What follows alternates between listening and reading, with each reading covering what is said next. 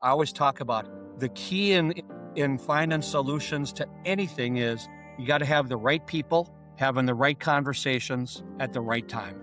That ain't rocket science. But how often does that not happen?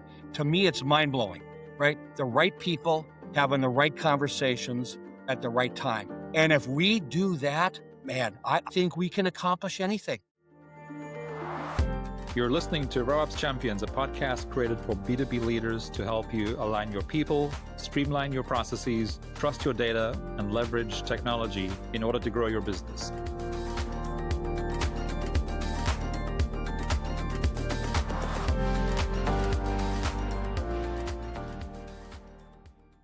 Hello and welcome back. Today I'm joined by Brian Schnell, partner and chair of the franchise practice at the law firm Faegre Drinker, and one of the most respected voices in franchising.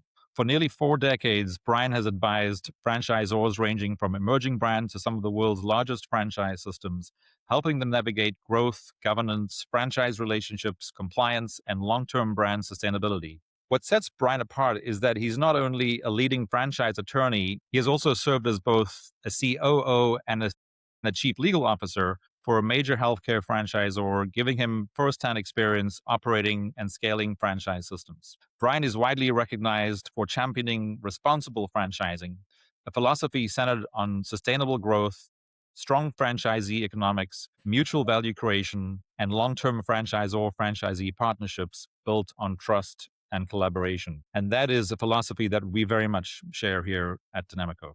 Brian, welcome to the RevOps Champions podcast. Thanks, Brendon. I look forward to our conversation. Yes, I know you and I could, we could do this probably every week and we'd never run out of things to talk about, but I'm happy to have you on the show. Brian, you spent nearly 4 decades in franchising. What separates the franchise systems or brands and networks that thrive over the long term from those that struggle to sustain growth? Yeah, Brendon, there are a number of attributes that I think separate what I refer to as highly successful franchise systems. And a system includes the franchisor and the franchisee, right? You have to have both being successful in order to have a successful and sustainable brand. And so it's a couple of areas, and a lot of other franchise voices or leaders talk about this. So this isn't groundbreaking, but it really is franchisee unit level profitability. It is, I believe, having the franchisor who views its franchisees as key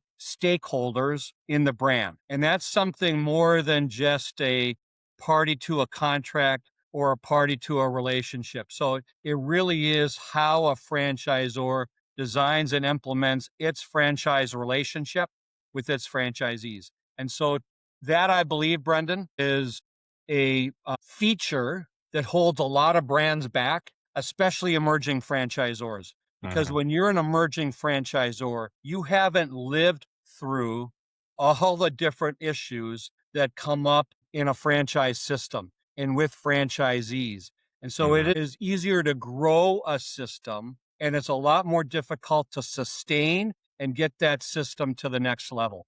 And that really talks about, I believe, the nuances, the nitty-gritty of franchising and a franchise relationship. And it is unlike, in my view, any other commercial relationship that's out there. Because we were just talking about this. It isn't just the X's and O's. It's the trust. It's the culture. And if you don't have that within all the different layers of a franchise system, you're not going to have that kind of success and sustainability. Let me give you one example. We talk about Bill Killian, who's now retired. He and I developed a presentation years ago called The 5 Habits of the Highly Successful Franchise System. And those habits, Brendon, we talk about every single day. But one of them is, and it's the very first one, the first habit is all stakeholders have an undying devotion to the brand and the brand promise. So think about that in a franchise context. And we know this in our everyday lives. The people that impact the brand for consumers often is the franchisee's employees, right? It's that at the unit level interaction. So do they even know what the brand stands for? It is easy for the CEO and leadership team to say, here's our brand promise. But if you don't have that from the franchisor executive team and their support team to the franchisees and the franchisees to their employees, that makes it that much more challenging to have that devotion, that passion to the brand.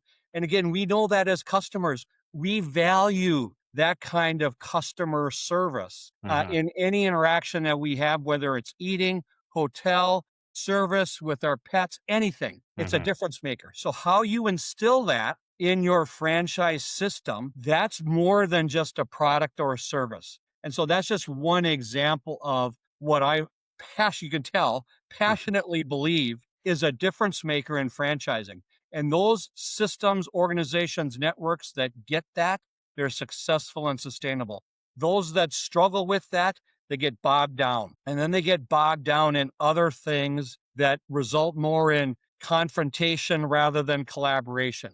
Again, that's probably 5 minutes of one example of what I believe, though. This is after close to 40 years of working with a lot of different brands. What separates, the question you asked, what separates those franchisors that are, my words, highly successful and sustainable than otherwise? Right. Yeah. So I guess so in summary, it's really that symbiotic relationship without which a franchise brand just won't be successful, right? So that symbiotic relationship between the franchisor and the franchisees, which includes at the franchisee level, it includes their teams because it ultimately serves the customer. Right? If a franchisee, and I get where it might be a single franchisee, right? But if you have a system and you have a fair number of franchisees that are frustrated, that are disgruntled, that are unhappy, that feel like they've been oversold and underdelivered, right? If you have franchisees that are in that with that mindset, do you think that they're going to impact their employees? Their employees are going to see some of that, right? Rather than have franchisees all in. And if you have franchisees that are all in and believe in the brand and believe in the mission and see a path forward to making money and achieving their goals and objectives, that impacts employees positively. If it's the alternative, right, that makes it that much more challenging at the level of the guest customer interaction. Yeah. The way I describe that, Brendon, is, Ron Gardner, a leading franchisee lawyer, he and I do a lot of presentations and we talk a lot, and we see things a little bit differently in a lot of areas, but we also, though, believe in the power of collaboration. And so franchisors that have this culture of collaboration, this collaborative leadership style, he and I and a lot of others view that as much more successful formula than what I call command and control. And command and control is, I'm the franchisor, you're the franchisee, I'm going to tell you what to do, how to do it, when to do it, and what happens if you don't do it, and how much you're going to pay for doing it. And if you don't do it, here's what's going to happen to you. And when the franchisee says why, the franchisor says, because section 6.A of the franchise agreement, right, permits me to do that. That's command and control. I get where in some instances, a franchisor needs to make a command and control decision on a various promotion, on a various crisis situation. So I'm not saying everything is one way, but what I am saying is if your franchisees don't feel like they have a voice, right? I often talk about they don't want to vote, right? They know it's not a democracy. They want a voice. So if your franchisees don't have a voice and you don't listen to that voice, then you have to get it right every single time, right? If you haven't included them and listened to them, you got to get it right every single time. Isn't going to happen. But if you include them actively, doesn't mean that, right, it's a vote, doesn't mean that they're necessarily going to agree, but you're going to say to them, I'm going to listen. I'm going to take into account everything that all our stakeholders are sharing, and then I'm going to make the decision and I'm going to explain it to you. And you know what? If we don't get that one right, they say, yeah, we were in on that though. Let's move on. Let's focus on the next thing. So that's where too often conflict can slow down, disrupt, stagnate everything. And so how do we get, and again, I always say conflict's not necessarily bad, but how do we move from people having differing views to get moving forward and collaborating on the solution rather Mhm. than proving we're right and you're wrong? Yeah. Which, of course, to your point, is the difference between having a voice versus a vote, right? That's right. So, Brian, is there anything else there? So, you talk about how too many franchisors still approach system changes with that sort of command and control mindset. What other distinction can you make between franchisees who want a voice versus a vote? Well, I think it is how we as franchisors design. Franchisors are really, really good at designing how to offer products to customers, the operations part of it. They're good at designing marketing. They're good at designing technology. They're good at that. Some Uh-huh. franchisees may question on the technology front, given how technology is always evolving. We can talk more about that later. But Uh-huh. we have systems in place. We don't necessarily have systems in place on how to communicate, right? On Uh-huh. how to establish a franchise relationship, on how to be clear on the roles and responsibilities of the franchisor and the franchisee. Mm. We should have a section of the operations manual that talks about that, the relationship, Uh-huh. system change, how we're going to go about getting input from franchise owners and other stakeholders. And like anything else, we may change that. The operations manual is a living, breathing document. So Uh-huh. that can evolve over time. But if we don't give any real thought and intention to it, then it happens haphazardly. And Right. when things happen haphazardly, we don't get the outcome that we want. It's Right. not scalable. Mm-hmm. It's not scalable. And so, and again, that doesn't mean we have to agree on everything. Organizations that are successful get input from people that have different perspectives. Uh-huh. That's part of leadership, is Uh-huh. being able to distill all of that. Uh-huh. And we talk a lot about franchise leadership. We talk about that at our franchise summit every year. Uh-huh. Franchise leadership is another difference maker because, Uh-huh. again, it isn't command and control. You have to have your franchisees. And then think about this in what you and I do as vendors and suppliers, right? If we have input Uh-huh. into that, that's good too. So, who are all the key stakeholders? And the Uh-huh. really, really good leaders are better at that and master that. And that isn't just something that happens without a lot of experience. The good leaders will have mentors, will have coaches, will have people that are helping them Uh-huh. become better at that because it ain't easy. Uh-huh. And when the tough stuff happens, if we try to retreat and prove we're right and you're wrong, or Uh-huh. we double down on our way because we're the franchisor, that just creates more roadblocks.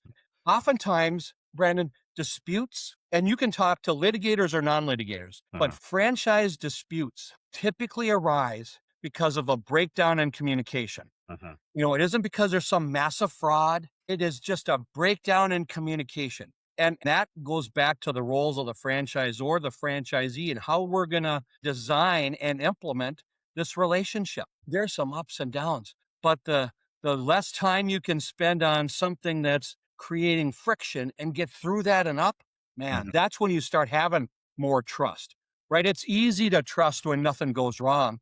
Can you maintain the trust when things get hard? And Yeah, and they will get yes. hard, right? Yeah, They will.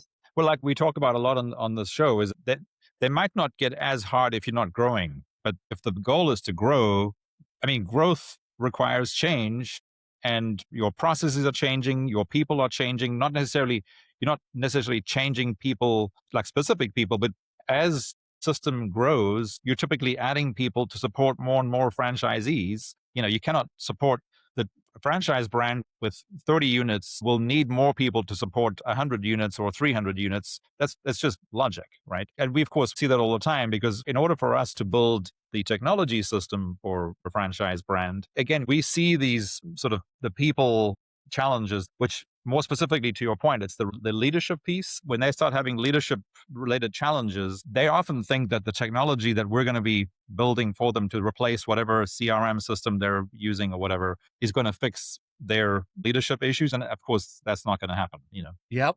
Yep. Well, and again, I think AI is a big topic in franchising, Mhm. right? Today in any business, Oh, right? actually, well, yeah, let's go there because you mentioned the franchise summit that you essentially host and is Yep. coming up again in August, which I'm very excited about to be their sponsor. Tell us what you've been doing this for a while, and I love your model and how you create the content for that for those couple of days at the franchise summit. What are currently the biggest challenges in the franchise space, and what are currently Yep. the biggest opportunities? So tell us what's on the docket, what's on the agenda for this year's franchise Yeah. summit. Yeah. So our summit this year is August 18th and 19th here in Minneapolis. Best time of year to be in Minneapolis, not January or February. Correct. But what we try to do, Brendan, is we bring, and last year I think we had folks from 26 states and Canada, right? So it Mhm, really is a conference where we try to bring in from a national audience, franchisors and franchisees and suppliers that are,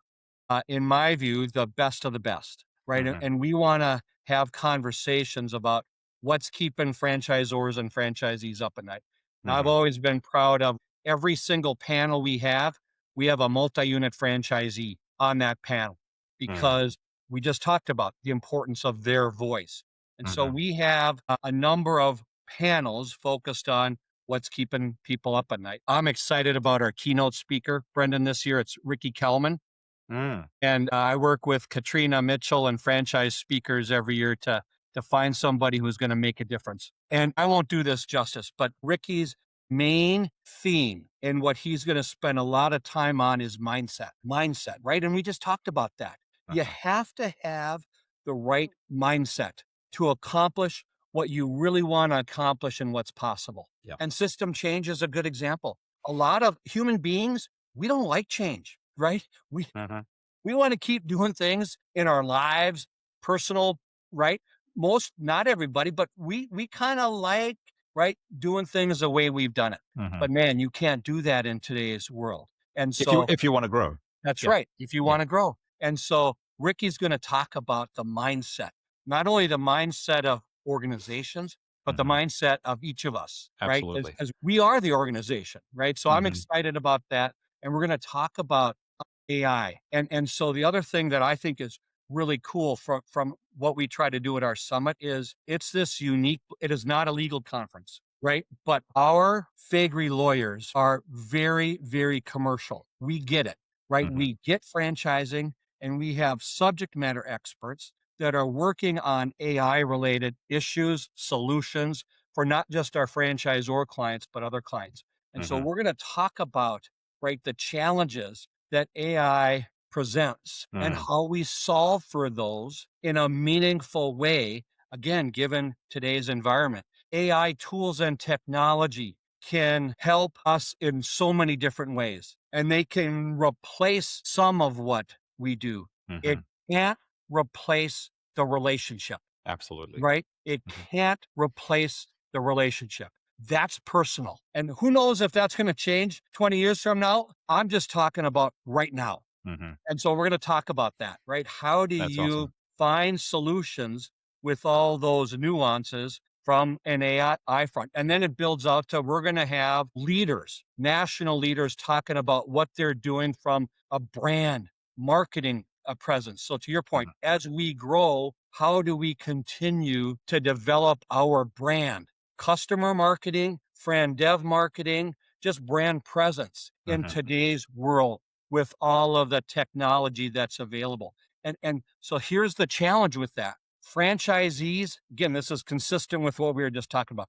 mhm, Franchisees want us and need us to do that as a franchisor because they're too busy just working day in and day out in their business. So mhm, they want and need us. But right, we got to design a way to have, I always talk about the key in finding solutions to anything is you got to have the right people having the right conversations at the right time. That ain't rocket science. mhm, But how often does that not happen? To me, it's mind blowing, right? The right people having the right conversations at the right time. And if we do that, man, I think we can accomplish anything. When we don't do that, we make it infinitely more difficult for us to get through to the next level again as we continue to grow, as you aptly stated. Right, right. Yeah, and this is the model that we use. So the revenue operations model that we use when we're building an integrated revenue engine for a franchise or any other business for that matter that we've worked with in the past. It's a 4-pillar model which starts with people. So it's people, process, data, and technology. And it's deliberate and it's in that order because when a franchise brand speaks to us because they've outgrown their technology, or at this point, everything that we're doing is now also the AI conversation is part of it. So where do we add AI as part of that? And HubSpot is the CRM that we implement, but then Yep. we integrate other systems they're using. And each of those systems already have AI built into them. But then if there's other AI that we need to add, then we'll do that. But the interesting part, coming back to what you were saying around the people having the right conversations at the right time. Again, if you want to scale, you need the systems and the tools to help you so that Yes. if you're in Fran Dev or if you're a multi-unit franchisee and with a team of people that is managing other people, they need to know and they need to be more efficient every morning at whenever they start their day. The more efficient you can make their calendar for that day, the more efficient and more profitable everybody's going to be. Absolutely agree. Right. When we're having conversations, it isn't necessarily we're going to, fly in and meet with every owner face to face. Franchisors should still do that, but that's not what we're talking about. How do we design those conversations in an effective and efficient manner? Well Right. said. Yeah. Absolutely. And Yeah. and technology is a huge part of that.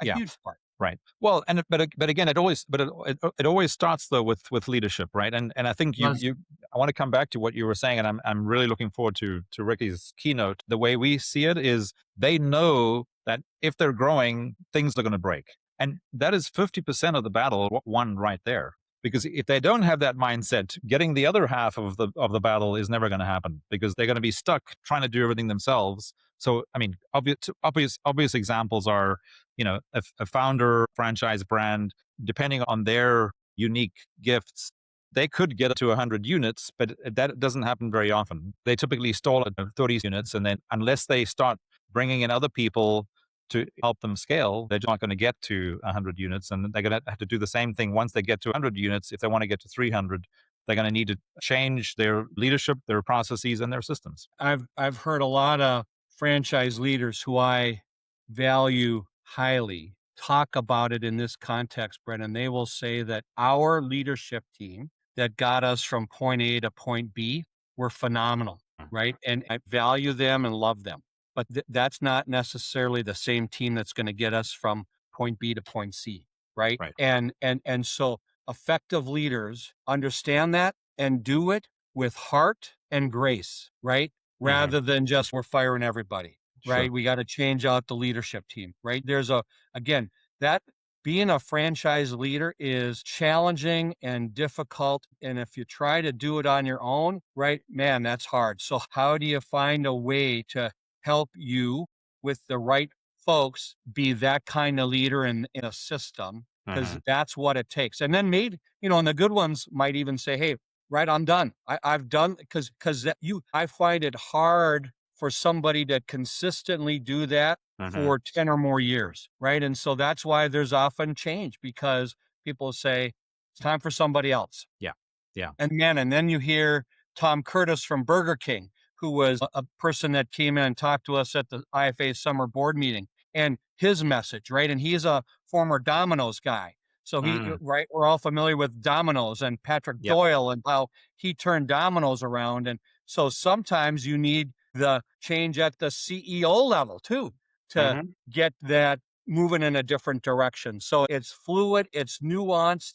There's no one way of doing any of this. It's just, again, understanding it is the first step to understand it. Seek to understand, seek to clarify, seek to make that kind of difference. Yes. And one of the best things, I know you experience this at every franchise event that you go to or the one that you host yourself, but it was so apparent again at IFA in February. You're talking about there are so many good people in the franchise space who are really good at getting brands from let's say 30 to 100 units or whatever that their sort of area expertise is. And in many cases, the best thing you can do for them is once they start outgrowing their abilities is say, okay, guys, we need a new team. Every year, there are hundreds of new emerging franchise brands that they can go back and help get from 30 to 100 units again, right? And you've seen this over your 4 decades in the industry, how people move from one franchise brand to the next. And in many cases, it's probably for that reason. It's like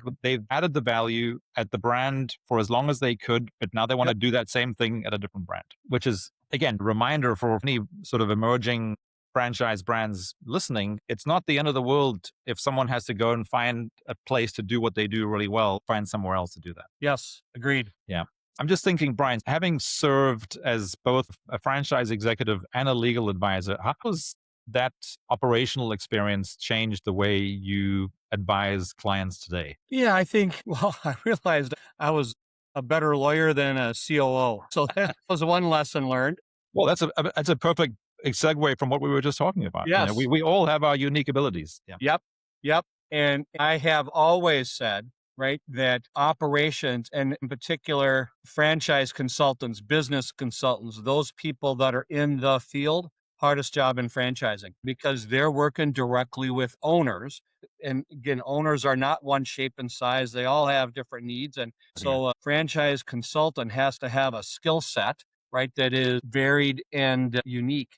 But it even goes back before. So what has shaped me and my view on franchising and how, I view my experience and expertise beyond legal goes back to, Brendon, the first opportunity I got in franchising was at a law firm, and my first client that I did substantive work for was Dairy Queen. Wow. Right. Yeah. And so I had the good fortune, and I was a first and second year lawyer. So I was just observing, listening. I had an office out at Dairy Queen. The general counsel, Bill Zucco, a great mentor of mine, he included me in meetings with Fran Dev, with marketing, operations. And I'd sit and listen, even if there was a meeting with the CEO, right? Sit and listen and observe and seek to understand. And the biggest takeaway from me was this franchising relationship. And what's the objective of the franchisor, the perspective, right? What's the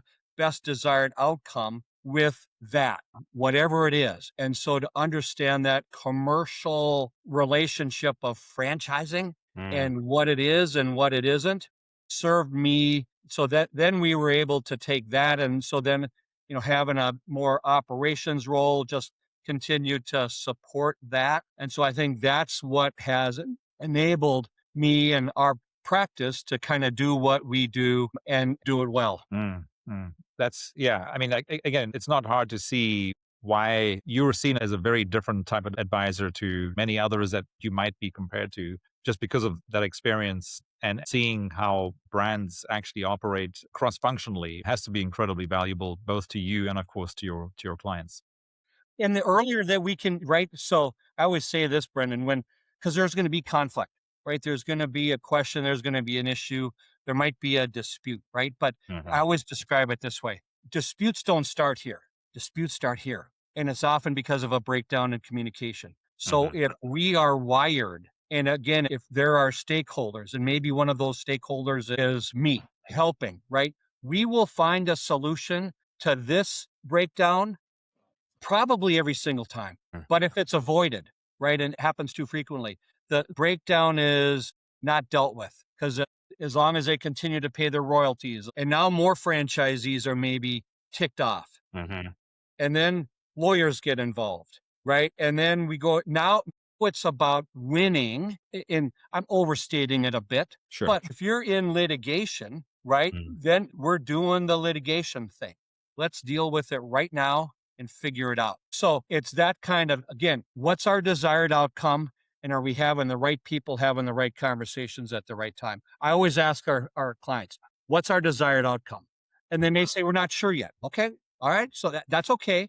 I just had a conversation yesterday with a client, 2 different client representatives. They had 2 different, what they thought would be the desired outcome.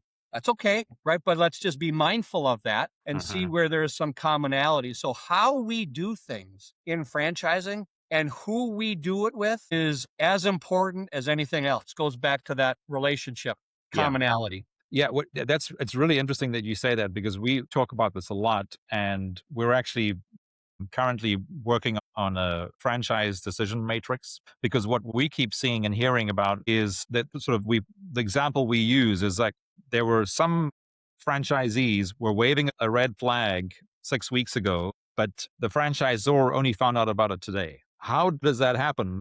The way we explain it is, well, there's a breakdown in process, so which often then means that might be an issue with how the team is how the people are structured. And if the people are all in good shape, then maybe it's time to change the process. But then where we come in is, what we're realizing is where that's happening, these brands are working with old systems that are not integrated, and they're having Susie having to pull reports, and which they get 2 weeks later because they've got to pull it from multiple different systems. And by the time the decision maker at the corporate level gets the information that they need, even if they have all the right cultural attributes within that brand, it's too late, because the franchisees are already not very happy. And that just seems unnecessary in a day and age when you can have the technology and communication systems where that data should be available in real time. Where someone at the corporate should, at 8 a.m. the next morning at the latest, they should say, there are 3 units in this particular region that are complaining about X, Y, and Z, and there's 7 units in another one. We're starting to see a trend. What are we going to do about it? Yep. No, I love that, Brendon. And so this is my 2 cents, because you need the data, right? Decisions need to be data driven, but not data driven, period.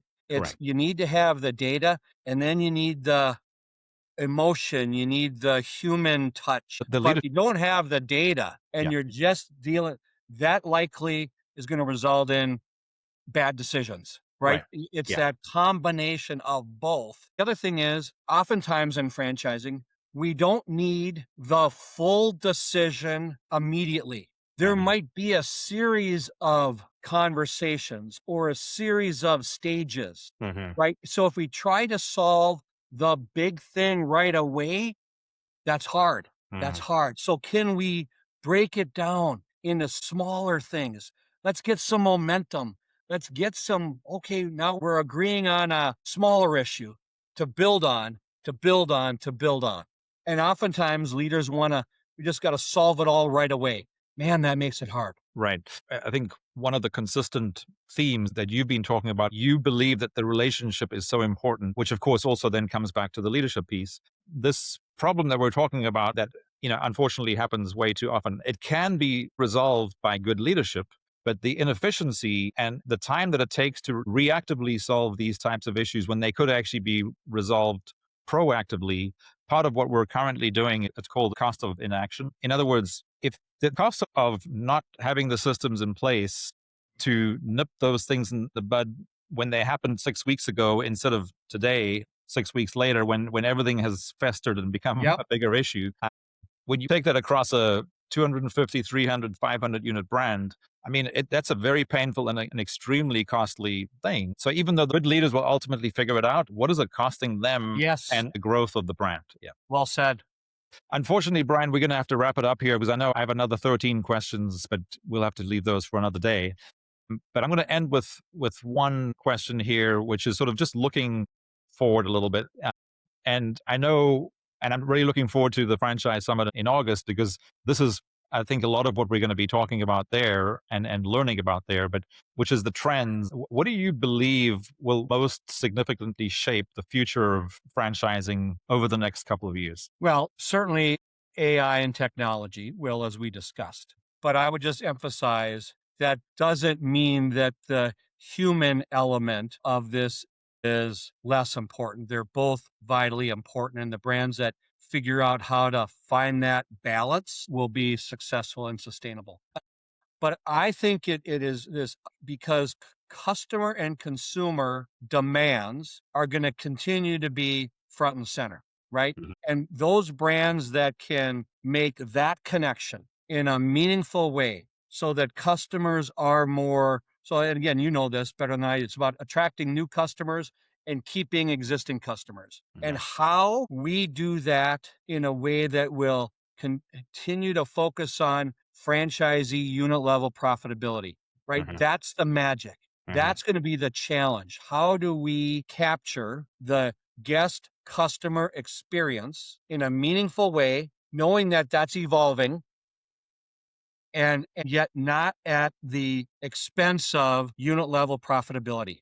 And one other thing we haven't talked about, and I believe it can be a positive impact and influence, and it's only going to continue to grow, and we're going to talk about it at the summit, is private equity. It's private equity. And so how that is channeled and utilized in a way that achieves what we talked about, and I believe it can, versus the alternatives of all they care about is their profitability. I think that's another dynamic that is going to continue to grow and evolve. And we're going to talk about that at the summit. We're going to have, Matt Holler and Sam Ballas, the IFA leaders. I'm going to have a fireside chat with them. So we got a lot that we're going to explore in a way that, as I always talk about, this is about giving our audience the ability to take home best practices, opportunities that'll make a difference. And not everything will fit, but there'll be something for everybody. Yeah. No, I'm so looking forward to that. And I like the way, and I totally agree with what you're saying and how this comes together. So I'm not sure if you know who Jeff Woods is. He wrote the book, The AI Driven Leader. I had him on the show last year. He's, I would say is one of the thought leaders in this space. And his book, which is called The AI Driven Leader, he says it's not about technology, it's about strategic leadership. Yeah. Right. And the next thing, just commenting on the PE point, is I think one of the reasons that you are seeing this continuous growth of PE in franchising is because good PE companies understand the combination of leadership and systems, right?